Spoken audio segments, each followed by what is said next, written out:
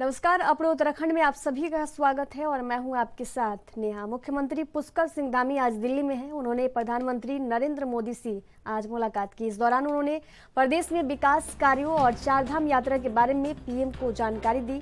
मुख्यमंत्री ने प्रधानमंत्री को केदारनाथ और बद्रीनाथ धाम का प्रसाद, गंगा तुलसी, गंगोत्री, यमुनोत्री, अलकनंदा और मंदकनी के गंगा जल के साथ रुद्राक्ष की माला भेंट की। बैठक करीब 1.5 घंटे तक चली।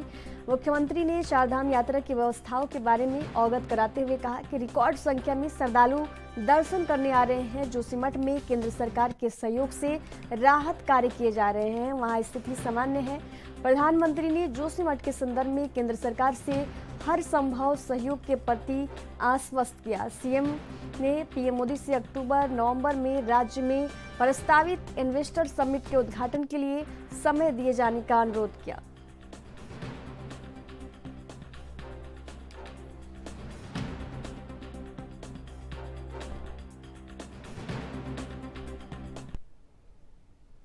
उत्तराखंड के राज्यपाल retired lieutenant general Gurmeet Singh ने अनुमान जताया कि इस वर्ष हो रही चारधाम यात्रा में सभी रिकॉर्ड ध्वस्त हो जाएंगे और 60 से 70 लाख श्रद्धालु चारधाम की यात्रा करेंगे। राज्यपाल ने कहा कि राज्य के लिए चारधाम यात्रा, कांवड़ यात्रा राज्य के लिए बहुत बड़ा अवसर है, इसलिए सभी की कोशिश होनी चाहिए कि आने वाले श्रद्धालुओं का अनुभव सकारात्मक हो। वहीं उन्होंने राज्य में आने वाले सभी श्रद्धालुओं से अपील की है कि अधिक से अधिक उत्तराखंड के लोकल उत्पादों की खरीदारी करें, जिससे राज्य सम्मिलित हो सके और यहाँ के लोगों की आय बढ़ सके।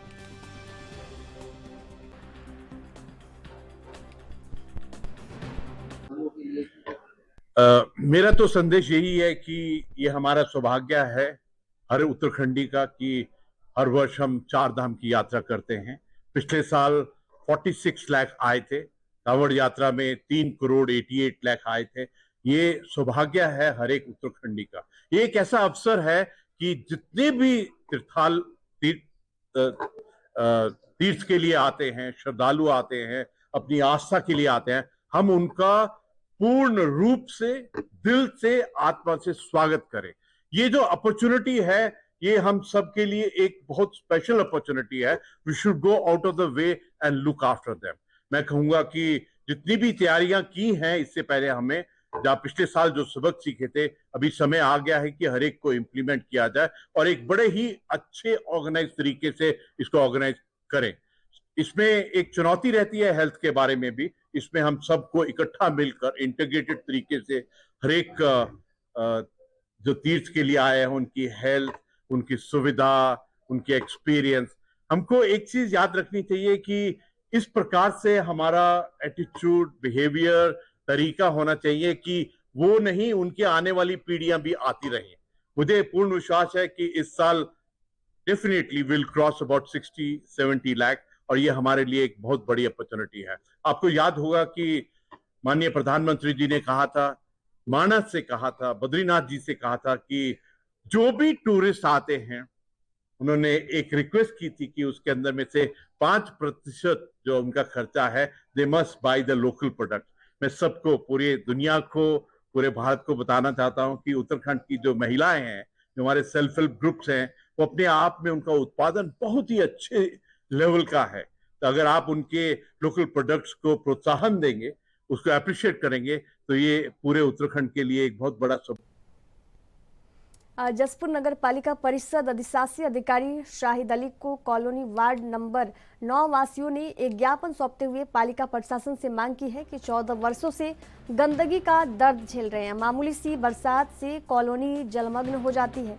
कई बार शिकायतें भी की गई, लेकिन कोई समाधान नहीं हुआ। इसके बाद अधिशासी अधिकारी ने कॉलोनी वासियों को आश्वासन दिया, शीघ्र ही सड़कों का एस्टीमेट बनाकर कार्य का शुभारंभ कराया जाएगा और जनता को गंदे पानी से शीघ्र निजात मिल पाएगी।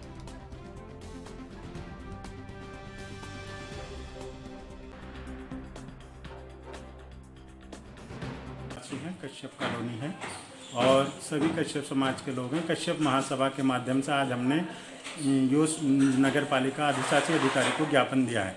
वहाँ पर वार्ड सभासद द्वारा 14 वर्ष हो गए, तीसरा कार्यकाल है, हमारे मोहल्ले में एक भी कार्य नहीं कराया गया है। वहाँ पर पानी की इतनी दयनीय स्थिति बनी रहती है, नाली के पानी की निकासी बिल्कुल नहीं है मोहल्लेवासी बहुत परेशान हैं। जरा सा पानी से घरों में पानी भर जाता है और गंदा पानी भरने के कारण बीमारियों का। निवासियों द्वारा एक प्रार्थना पत्र ज्ञापन अभी दिया गया है कि वार्ड नंबर 9 में एक सड़क जो पिछले 14 साल से नहीं बन पाई है उसको बनाए जाने का अनुरोध किया गया है। इसके लिए मैंने पालिका के हमारा अभियंता को निर्देशित कर दिया है कि जल्द ही मौके पर जाकर उसका आंकड़न बना के प्रस्तुत करें। उसके बाद उसको बोर्ड की बैठक में पास कराकर सड़क का निर्माण कराने की कार्रवाई की जाएगी। मन की बात कार्यक्रम के बाद लोकसभा सांसद, राज्य रक्षा मंत्री और पर्यटन मंत्री अजय भट्ट, SC/SC आयोग के अध्यक्ष मुकेश कुमार के छोटे भाई प्रीतम सिंह के मेसर्स बाबा नीम करोली फिलिंग स्टेशन का विधिवत पूजा अर्चना के बाद फीता काट कर शुभारंभ किया। कार्यक्रम का शुभारंभ के बाद मीडिया से रूबरू होते हुए सांसद अजय भट्ट ने कहा कि मोदी सरकार के राज्य में युवा शक्ति अपने पैरों पर खड़ी होती नजर आ रही है, जिसका नजारा आज जसपुर में हमारे प्रीतम सिंह ने बाबा नीम करोली फिलिंग स्टेशन का शुभारंभ कर जसपुर नगर क्षेत्र के वासियों के लिए प्रेरणा के स्रोत बने। उन्होंने कहा कि केंद्र सरकार द्वारा ऐसी तमाम योजनाओं को धरातल पर उतारा गया है जिनसे बेरोजगार लोगों को रोजगार मुहैया कराया जा रहा है।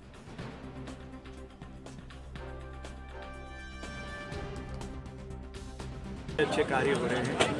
हमारे जो युवक हैं उन लोगों ने ये पेट्रोल पंप खोला है जिसमें 2 पेट्रोल पंप खोले हैं। क्योंकि मैं यहाँ का सांसद हूँ, मेरी विजिट भी होगी, मैंने देख भी लिया और मैंने उनको उत्साहित भी किया। अपने पैरों पर खड़ा होना चाहिए हर व्यक्ति को। आप देख रहे हैं वोकल फॉर लोकल, इस समय हमारा आत्मनिर्भरता की ओर चल रहे हैं। तो बच्चों ने बड़ी मेहनत करी है इन लोगों ने और अपने हाथ से पेट्रोल पंप लगाए हैं जो आत्मनिर्भर बनाएगा, अपने पैरों पर खड़ा करेगा, लोगों को रोजगार भी दे रहे हैं कुछ लोगों को। इस नाते से मैं इसका निरीक्षण करने भी आया हूँ, कितना सुंदर हमारे कार्यकर्ताओं ने बनाया है और उनको मैं एक किस्म से थैंक्स करने भी आया हूँ कि आप औरों के लिए भी प्रेरणा बने और जो इंडिजिनस आत्मनिर्भर होने की बात आई है उसको और बलवती करेंगे लोग उस भावनाओं को प्रधानमंत्री जी की, जैसे आप लोग कर रहे हैं।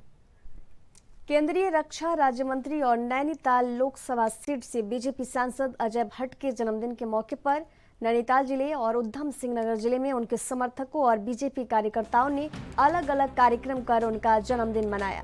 जहां उनके 62वें जन्मदिन के अवसर पर उनके समर्थक पूजा अर्चना और तमाम कार्यक्रम कर उनका जन्मदिन मना रहे हैं, तो वही हल्द्वानी में भी उनके जन्मदिन को लेकर बीजेपी कार्यकर्ताओं में उत्साह देखा गया। हल्द्वानी में बीजेपी नेताओं के द्वारा हवन यज्ञ कर केंद्रीय रक्षा राज्य मंत्री अजय भट्ट की कुशलता और लंबी आयु की प्रार्थना की गई, तो वही सभी ने आपस में एक दूसरे को मिठाइयां खिलाकर अजय भट्ट के जन्मदिन को मनाया।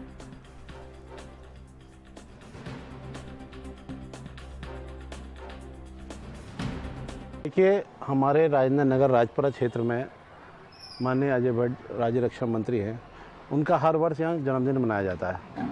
कभी किसी प्रकार से, कभी किसी प्रकार से, कभी कहीं मिठाई वितरण की जाती है, कभी हवन पूजन किया जाता है। हर प्रकार से यहाँ उनका हर वर्ष यहाँ जन्मदिन मनाया जाता है जी। और आज माननीय अजय भट्ट जी 62 वर्ष के पूरे हो चुके हैं, 63वें वर्ष में अब लगे हैं। हम सभी लोग मिलकर उनके दीर्घ आयु की कामना करते हैं और निरंतर अजय भट्ट जी जिस प्रकार से देश और प्रदेश में अपना विकास कार्य कर रहे हैं, इसी प्रकार उनका प्रगति के मार्ग पर चलते रहें, यह ईश्वर से कामना करते हैं। आज क्या कार्यक्रम हुआ है? आज जो है देखिए, सारे क्षेत्र के लोगों ने, इसमें हमारे नेतागण भी आए हैं, मनराज जी हैं, हमारे दीपक पांडे हैं और हमारे पार्टी के लोग भी हैं सब। आज जो है उनको उनके दीर्घ आयु के लिए हमने हवन पूजन और ये सब उनसे ईश्वर से प्रार्थना की है कि ईश्वर उनकी लंबी आयु। देखिए, माननीय अजय भट्ट जी हमारे शान उत्तराखंड हैं और आपको जान के हर्ष होगा कि आज पूरे उत्तराखंड में जगह जगह जिससे जो बन पड़ रहा है वो उस हिसाब से उनके जन्मदिन को पूरे खुशी से मना रहा है, क्योंकि उत्तराखंड का व्यक्ति जानता है कि अजय भट्ट जी हमारे लिए, उत्तराखंड के लिए, हमारे देश के लिए ज़रूरी है। और यहाँ पर भी हम लोगों ने ये हवन का एक कार्यक्रम किया था। बस ईश्वर से एक ही कामना है कि प्रभु। अल्मोड़ा में 1 रैंक 1 पेंशन में जेसीयू और जवानों की विसंगतियों को दूर करने की मांग को लेकर पूर्व सैनिकों ने धरना प्रदर्शन किया। चौघान पाटा गांधी पार्क में आयोजित इस धरने में जिले भर के पुरुष सैनिक बड़ी संख्या में पहुंचे। पुरुष सैनिकों ने कहा कि 1 रैंक 1 पेंशन के रिवीजन एमएसपी 7वें वेतन आयोग में उनके साथ अन्याय हुआ है। पुरुष सैनिकों ने कहा कि सिपाही से लेकर हवलदार रैंक की पेंशन बहुत कम बढ़ाई गई और नायब सूबेदार से लेकर ऑनरेरी कैप्टन तक के पदों की पेंशन को कम कर दिया गया है, जो न्याय संगत नहीं है। पुरुष सैनिकों ने सरकार को चेतावनी देते हुए कहा कि अगर उनकी मांगों को अनसुना किया गया तो केंद्र सरकार को 2024 के लोकसभा चुनाव में इसका खामियाजा भुगतना हो।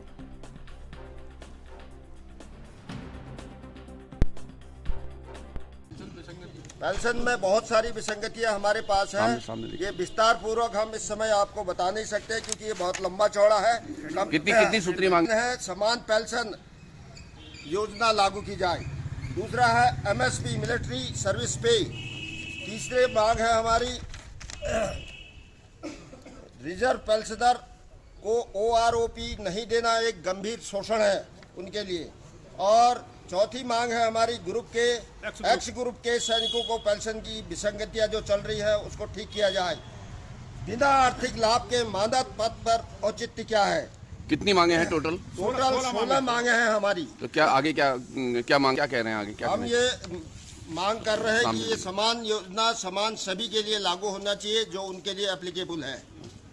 और नहीं होता तो? नहीं होता है तो हमारा ये धरना प्रदर्शन जारी रहेगा और इसका खामियाजा। बाजपुर के भगत सिंह चौक पर सुचेतना सेवा समिति और व्यापार मंडल की ओर से हेलमेट पहनो अभियान चलाया गया, जिसमें बिना हेलमेट के बाइक चला रहे लोगों को रोककर उनके गले में माला डालकर और गुलाब का फूल देकर हेलमेट लगाने के लिए प्रेरित किया गया। आपको बता दें कि कई दिनों से सड़क दुर्घटनाओं का ग्राफ बढ़ता जा रहा है, जिसका कारण हेलमेट न लगाना या तेज रफ्तार से बाइक चलाना माना जा रहा है। वहीं इन घटनाओं पर अंकुश लगाने के लिए प्रशासन की तरफ से भी प्रयास किए जा रहे हैं।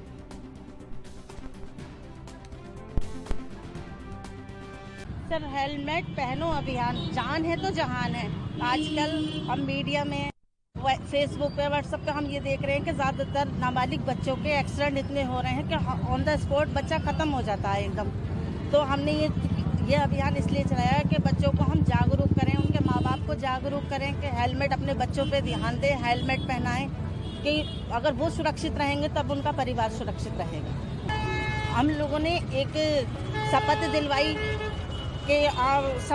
कि ईश्वर को हम शपथ लेते हैं कि अपना और अपने घर वालों की सुरक्षा के लिए हम हेलमेट ज़रूर पहनेंगे, सरकार द्वारा बनाए गए नियमों का पालन करेंगे और अपने और अपने परिवार की खुशियों के लिए हम ज़रूर पहनेंगे और अपने एक दूसरे को भी जागरूक। देहरादून में 30 अप्रैल को जिला योजना की बैठक में बीजेपी विधायक विनोद चमोली ने अधिकारियों पर जनप्रतिनिधियों की अवहेलना और लापरवाही का आरोप लगाते हुए जमकर हंगामा किया, जिसको लेकर विधायक विनोद चमोली ने कहा कि सर्विस कंडक्ट ऑफ रूल है जो फॉलो होने चाहिए। किसी भी अधिकारी को कुछ भी कहने की छूट नहीं है। यदि धरातल पर कुछ भी घटित होता है तो सबसे पहले रिस्पॉन्सिबल अधिकारी होते हैं, क्योंकि वह उन व्यवस्थाओं से जुड़े होते हैं।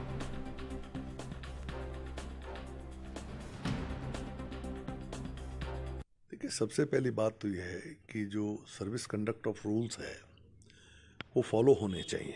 किसी भी अधिकारी को कुछ भी कहने की छूट नहीं है और यदि कोई भी धरातल पर गलत घटित होता है तो उसके लिए सबसे पहले कोई रिस्पॉन्सिबल है तो अधिकारी होता है, क्योंकि सीधे सीधे उस व्यवस्था से जुड़ा हुआ है। तो इस तरह से कोई गैर जिम्मेदाराना बात भरी बैठक में और विभागीय मंत्री के सामने अगर कोई कह रहा है तो मैं समझता हूँ ये बड़ा दुर्भाग्यपूर्ण था। और जब ये विषय वहाँ पर आया तो जो मेरी जिम्मेदारी थी मैंने उसको टोका भी और माननीय मंत्री जी से भी कहा। बाद में उसको अपने शब्द वापस भी लेने पड़े, लेकिन ये पर्याप्त नहीं है। कोई ना कोई प्रशासनिक एक्शन उनके ऊपर होना चाहिए, ऐसा मेरा मानना है। मैंने मंत्री जी को कहा भी है कि ये चीज़ें रुकनी चाहिए और अधिकारियों को जवाबदेही समझ। उत्तराखंड में एक बार फिर से मौसम का मिजाज बदल गया। कल 30 अप्रैल से लगातार हो रही बारिश से मौसम निदेशक विक्रम सिंह ने जानकारी देते हुए कहा कि 3 मई तक मौसम का मिजाज बदलेगा। इसके साथ उन्होंने चारधाम समेत पहाड़ी क्षेत्रों में बर्फबारी का भी अलर्ट जारी किया। विक्रम सिंह ने बताया कि चारधाम समेत पहाड़ी क्षेत्रों में 2 से 3 फीट की बर्फबारी हो सकती है और साथ ही मैदानी जिलों में भी बारिश की संभावना जताई है। ऐसे में चारधाम यात्रा करने वाले यात्रियों को सतर्क रहने की जरूरत है।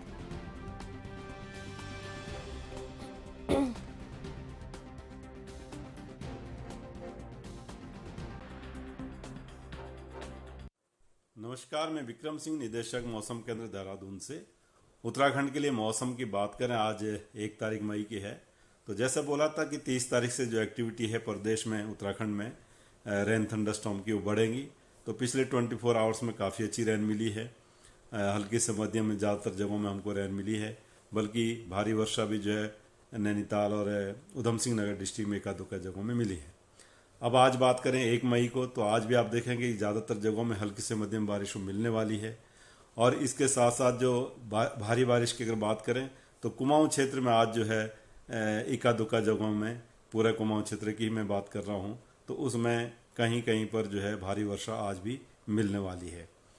जहां तक गढ़वाल रीजन के डिस्ट्रिक्ट है तो हल्की से मध्यम तक की इनमें भी मिलती रहेंगी, हालांकि भारी वर्षा के लिए संभावना नहीं है।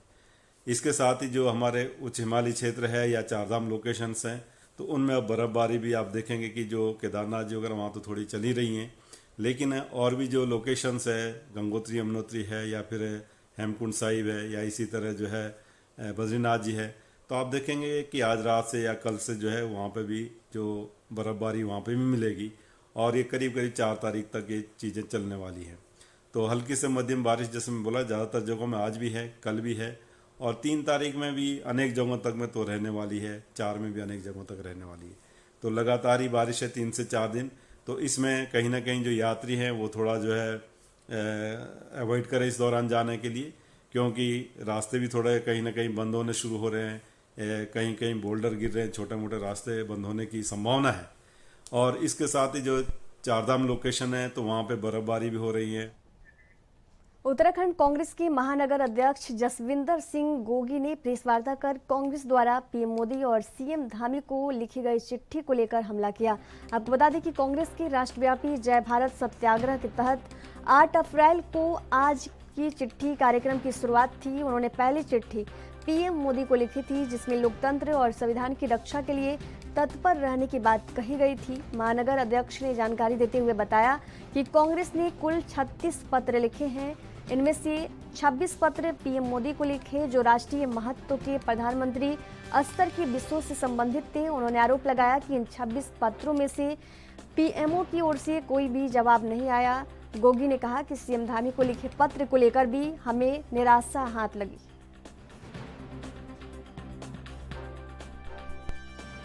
देखिए, जैसे कि हमारे उत्तराखंड प्रदेश कांग्रेस कमेटी के निर्देश पे 8 अप्रैल को आज का चिट्ठी कार्यक्रम की शुरुआत हुई थी और आज उस कार्यक्रम का समापन है। इसी क्रम में हम लोगों ने 37 पत्र आज की चिट्ठी कार्यक्रम के तहत, जो कि माननीय प्रधानमंत्री जी को और माननीय मुख्यमंत्री जी को प्रेषित किए गए थे। इसमें 26 पत्र माननीय प्रधानमंत्री जी को प्रेषित किए गए हैं और 11 पत्र माननीय मुख्यमंत्री जी को प्रेषित किए गए हैं। और बहुत दुख से कहना पड़ रहा है, किसी पत्र का भी अभी तक हमारे पास जवाब नहीं आया है और उनके सारे पत्रों का जवाब शून्य है। इसी क्रम को लेके जो हमारे महत्वपूर्ण बिंदु हैं, कल माननीय जिलाधिकारी महोदय को हम पत्र देंगे और सारे जो पत्र हमने माननीय प्रधानमंत्री जी को, माननीय मुख्यमंत्री जी को प्रेषित करे हैं उसके PDF फाइल बना के कवरिंग लेटर करके हम इनको देंगे, जिससे कि ये लोग आगे हमारी बात पहुंचाने का काम करें और जो ज्वलंत मुद्दे हैं देश और प्रदेश के, जो उनके कान तक पहुंच पाए। उत्तराखंड में आवारा पशुओं की संख्या लगातार बढ़ती जा रही है। सड़कों में आवारा पशुओं का घूमना आम सा हो गया है। इस बारे में लगातार शासन और प्रशासन के पास इसकी शिकायतें भी जाती रहती है कि सड़कों में आवारा पशुओं की संख्या बढ़ रही है। वही आम लोग भी पहले पशुओं को तब तक पालते हैं जब तक दूध देते हैं, उसके बाद उन्हें सड़कों पर छोड़ देते हैं। और मुख्यमंत्री अब इसको लेकर काफ़ी गंभीर नजर आ रहे हैं और इसी को लेकर मुख्यमंत्री पुष्कर सिंह धामी ने एक बड़ा फैसला लिया। पशुपालन सचिव BBRC पुरुषोत्तम ने जानकारी देते हुए बताया कि मुख्यमंत्री पुष्कर सिंह धामी ने फैसला लिया है। फैसले के तहत अब प्रदेश के एक शराब की बोतल की बिक्री पर 1 रुपया पशुपालन विभाग को जाएगा।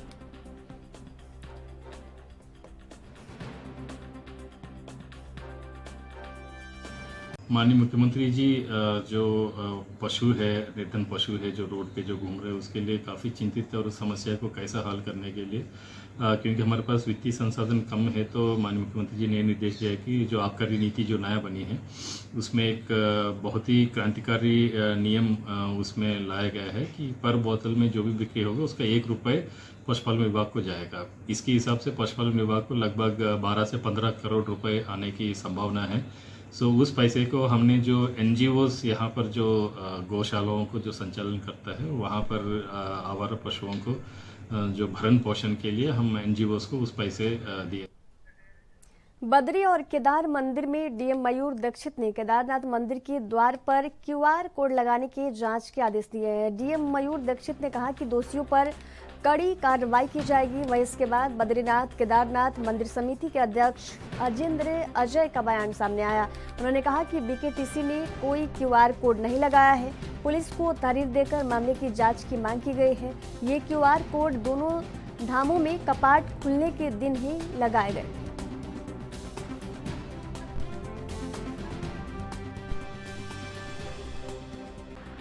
श्री बद्रीनाथ और श्री केदारनाथ मंदिर परिसरों में QR कोड के माध्यम से डिजिटल दान को लेकर के जो साइन बोर्ड लगाए गए थे वो श्री बद्रीनाथ केदारनाथ मंदिर समिति की ओर से नहीं लगाए गए थे। जैसे ही ये प्रकरण हमारे अधिकारियों के संज्ञान में आया, हमारे अधिकारियों द्वारा इन्हें तत्काल उतरवा दिया गया था और इसकी छानबीन की गई और ये जानकारी में आया है कि ये जिस दिन कपाट खुल रहे थे उसी दिन ये दोनों मंदिरों में ये बोर्ड लगाए गए थे और आज हमारे द्वारा इस संदर्भ में पुलिस को तहरीर दी गई है और इसमें आवश्यक। उत्तराखंड में चारों धामों के कपाट खुल चुके हैं। यात्रा को लेकर श्रद्धालुओं में खासा उत्साह भी देखने को मिल रहा है, लेकिन सबसे ज्यादा परेशानी उन साधु संतों के अलावा गरीब लोगों को हो रही है जो पैसों की कमी के चलते पैदल ही यात्रा करते हैं। ऐसे में श्रीनगर कोतवाली में तैनात SSI संतोष पैथवाल इन लोगों की मदद में जुटे हैं और ऐसे शिव भक्तों को खाकी का साथ में मिल रहा है। वे ड्यूटी के दौरान हर दिन साधु संतों और गरीब तबके के लोगों को उनके गंतव्य तक पहुंचाने के लिए वाहनों की व्यवस्था कर रहे हैं ताकि बिना परेशानी की उनकी यात्रा सुगम बन सके। साथ ही इन लोगों को खाने पीने की भी व्यवस्था भी संतोष कर रहे हैं। आपको बता दें कि SSI संतोष पैंथवाल इससे पहले पौड़ी जनपद के थलीसीन थाने में तैनात थे। कोरोना काल में भी कई लोगों की ये मदद कर चुके हैं। कोरोना काल बिना किसी डर के संतोष पैंथवाल कई गरीब परिवारों को घर पैदल स्वयं खर्चे में खाद्य सामग्री पहुंचाया। SSI संतोष पैंथवाल के इस काम को लेकर सभी ने उनका शुक्रिया अदा किया।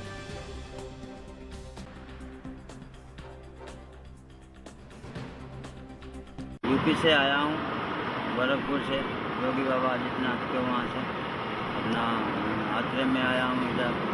बढ़िया बात है, आप लोग हम लोगों का व्यवस्था कर रहे हो तो बैठा रहे हुए भी दान पुण्य धर्म नगरी का काम है। आप लोग धर्म नगरी में रहते हुए इधर पुण्य का काम है भोलेनाथ। हाँ, इससे बड़ा काम और क्या है। 4 धाम के लिए कहाँ से बड़े बड़े लोग आ रहे हैं, अनिल अंबानी जैसे सारे सब मदद ही तो करते हैं सबके एक दूसरे की। आप कर रहे हैं तो सेवा कर रहे हैं, यही है, ऐसी सेवा करते रहे। बाबा जी लोगों में सर के माध्यम से लेके जा रहा हूँ। ये जा रहे हैं 4 धाम यात्रा पे, पैदल यात्रा करते हैं लोग। थोड़ा मदद हो जाएगी इनकी अगर हम इनकी गाड़ी में ले जाएं। सर के माध्यम से मैं इनको लेके जा, ये लोग तो भेज रहे हैं सफर, अगर मैं इनको लेके जाऊँ तो इस बात का पुण्य मुझे भी मिलेगा। ये बहुत इस समय 4 धाम यात्रा अपने चरम पे है और 4 धाम यात्रा से पूर्व हमारी SSP मैम ने हमारे साथ एक बैठक के माध्यम से हमें अवगत कराया था और निर्देश भी किया था कि हम लोगों को 4 धाम यात्रा के दौरान ऐसे सभी श्रद्धालुओं और यात्रीगणों को सुरक्षित और सुगमता के साथ यात्रा करवानी है। इसी के अनुसार हम लोग आजकल जो विशेषकर हमारे शिव भक्त साधु संत हैं उनको उनके कंसर्ट पर उनसे राय लेके और उनके आग्रह पे हम लोग उनको 4 धाम भेजने का काम कर रहे हैं। एक छोटा सा प्रयास है जी, बिल्कुल आपका कहना ठीक है। ऐसे में जो हमारे वाहन चालक जो भाई हैं वो भी इस बात को लेकर बड़े खुश रहते हैं जब भी मैंने उनको देखा है, क्योंकि 1 या 2 लोगों को हम लोग गाड़ियों में भेजने का प्रयास करते हैं तो वो भी इसमें हमारे साथ कंधे से कंधा मिलाकर ऐसे शिव भक्तों को 4 धाम यात्रा। पौड़ी में 30 करोड़ की लागत से राज्य का पहला माउंटेन म्यूजियम और तारामंडल बनेगा। उत्तराखंड के राज्यसभा सांसद अनिल बलूनी ने अपनी सांसद निधि से उत्तराखंड को एक अनूठी सौगात दी है। राज्यसभा सांसद अनिल बलूनी की पहल पर प्रदेश के पौड़ी जनपद में पहला संयुक्त माउंटेन म्यूजियम और तारामंडल का निर्माण किया जाएगा, जिसके लिए पहली किस्त भी जारी कर दी गई है। यहाँ माउंटेन म्यूजियम, पर्वतीय संग्रहालय और तारामंडल के निर्माण के लिए 4 करोड़ रुपए की प्रारंभिक राशि जारी कर दी गई है। आपको बता दें कि इन दोनों संस्थानों के निर्माण में लगभग 30 करोड़ रुपए की लागत खर्च होगी। इस पूरे प्रोजेक्ट का खर्च सांसद अनिल बलूनी अपनी सांसद निधि और अन्य संस्थाओं की मदद से जुटाएंगे। साथ ही ये राज्य का पहला और अखिल भारतीय स्तर पर भी अनूठा केंद्र होगा, जहां खगोल और भूगोल, इतिहास और संस्कृति से एक ही स्थान पर परिचित करने का प्रयास किया जाएगा।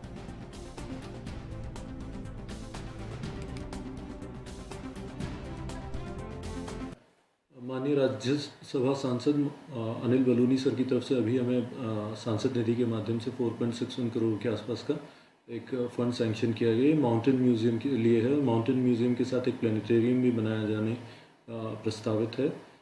इस प्रोजेक्ट में माननीय सांसद महोदय के जो निर्देश हैं इसे ग्रैंड स्केल पे जो लिया जाना है और नेशनल लेवल पर इसे एक बेटर सेंटर के तौर पे इस्टेब्लिश करना है या पौड़ी को एक टूरिस्ट डेस्टिनेशन के तौर पे डेवलप किए जाने की तरफ ये कदम होगा। और चूँकि माउंटेन म्यूज़ियम हमारे देश का संभवतः पहला माउंटेन म्यूज़ियम होगा और इसके साथ में प्लानिटेरियम भी होने से यहाँ खगोल विज्ञान के जिज्ञासुओं प्लस जो भी आपके माउंटेनियरिंग या माउंटेन्स में इंटरेस्ट रखने वाले लोग हैं उनके लिए एक नया अट्रैक्शन का सेंटर बनेगा। और फर्दर भी इसमें कई और चीज़ें हैं। अपने उत्तराखंड के सफर में फिलहाल दीजिए जाने की इजाज़त। देखते रहिए NV न्यूज़। नमस्कार।